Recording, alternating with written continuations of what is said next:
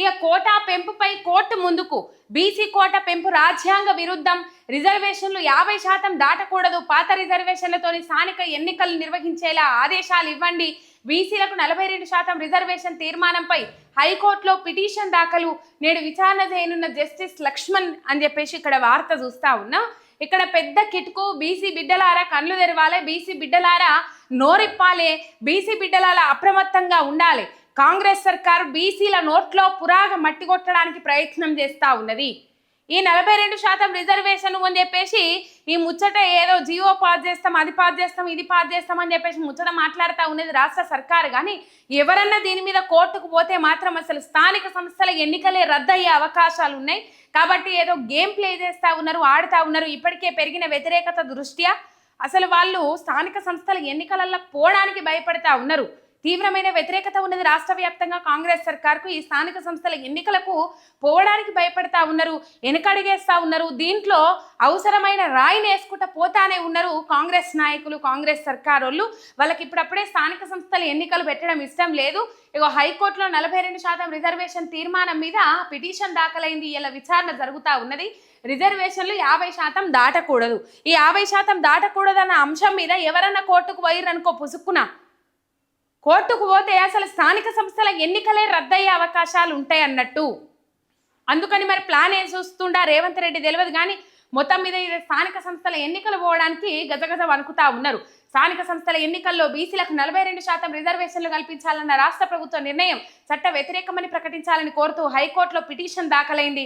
మేడ్చల్ మల్కాజ్గిరి జిల్లా మూడుచింతలపల్లి మండలం కేశవాపురం గ్రామానికి చెందిన బుట్టెంగారి మాధవరెడ్డి, సిద్దిపేట జిల్లా చిన్నకొడ్రుకు చెందిన జలపల్లి మల్లవ దాఖలు చేసిన వ్యాజ్యాన్ని బుధవారం న్యాయమూర్తి జస్టిస్ కె లక్ష్మణ్ విచారణ చేయనున్నారు. స్థానిక సంస్థలకు నిర్వహించబోయే ఎన్నికల్లో బీసీలకు 42% రిజర్వేషన్లు కల్పించాలని ప్రభుత్వం తీసుకున్న నిర్ణయం రాజ్యాంగ వ్యతిరేకమని పిటిషనర్లు పేర్కొన్నారు.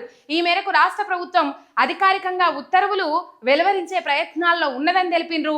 పంచాయతీరాజ్ చట్టంలోని సెక్షన్ 285A ప్రకారం రాష్ట్ర ప్రభుత్వం రిజర్వేషన్లను ఖరారు చేసి ఇప్పుడున్న విధంగానే స్థానిక సంస్థలకు ఎన్నికలు నిర్వహించేలా ఉత్తర్వులు ఇవ్వాలని కోరినరు. ఆ సెక్షన్ తొలగించి బీసీలకు 42% రిజర్వేషన్లు ఇవ్వాలని శాసనసభ తీర్మానం చేయడం చెల్లదని ప్రకటించాలని కోరినరు. ఈ మేరకు ఎన్నికల నోటిఫికేషన్ జారీ చేయాలనే యోచనలో ప్రభుత్వం ఉన్నదని తెలిపారు. ఈ కేసులో ప్రతివాదులుగా ప్రభుత్వ ప్రధాన కార్యదర్శి, పంచాయతీరాజ్ శాఖ సాధారణ పరిపాలన శాఖల ముఖ్య కార్యదర్శులు, రాష్ట్ర ఎన్నికల సంఘం మేడ్చల్, మల్కాజ్గిరి, సిద్దిపేట కలెక్టర్లను పేర్కొన్నారు.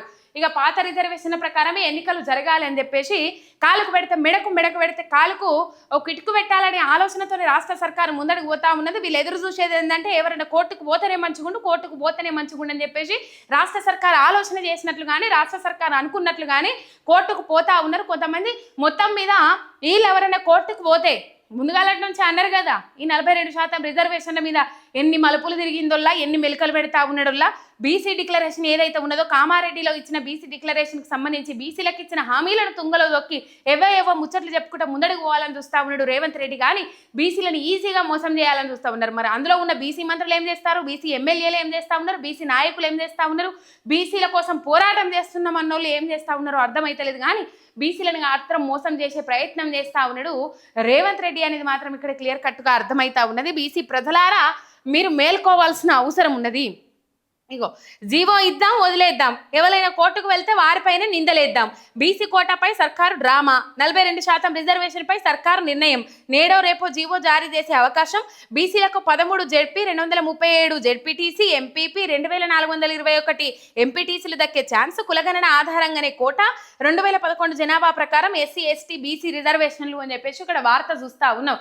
ఎవరైనా కోర్టుకు పోయిర్రు అనుకో, జీవో ఇస్తారు, వదిలేస్తారు. ఇక కోర్టుకి ఎవరైనా పోతే వాళ్ళ మీద ఇప్పుడు ఇది సమంజసమైంది కాదు అని చెప్పేసి నేను సపోజ్ కోర్టుకు పోతా, ఇది చట్ట విరుద్ధం, చట్టానికి వ్యతిరేకం అని చెప్పేసి సుప్రీంకోర్టు ధర్మాసనం ఆదేశాలకు విరుద్ధం అని చెప్పేసి నేను పోతా. ఇప్పుడు నా మీద నిందలేసి ఊకుంటారు, మేము ఇచ్చకాడికి ఇచ్చినాం, జీవో ఇచ్చినాం, నాదేమన్నా తప్పు ఉన్నదా, మేము జీవో జారీ చేసినాం. మొన్నటిదాకున్న బీసీ నాయకులను ఇట్లనే కదా మభ్యపెట్టింది. ఇప్పుడు సర్కారు చేతులలో ఏమీ లేదు, సర్కార్ అంత బీజేపీ చేతులలో ఉన్నది అని చెప్పేసి అట్లనే కదా మభ్యపెట్టింది. ఇప్పుడు కూడా గదే, మేము జీవో ఇచ్చకాడికి ఇచ్చినాం, మా తప్ప ఏమీ లేదు, కోర్టుకు పోయినోళ్ళ తప్పు, కోర్టుకు పోయినోళ్ళని అడుగురి అని చెప్పేసి వాళ్ళ మీద నిందలేసి ఊకుంటారు అన్నట్టు. ఇది బీసీలకు కుచ్చుటోపి పెట్టే ప్రయత్నం చేస్తూ ఉన్నది.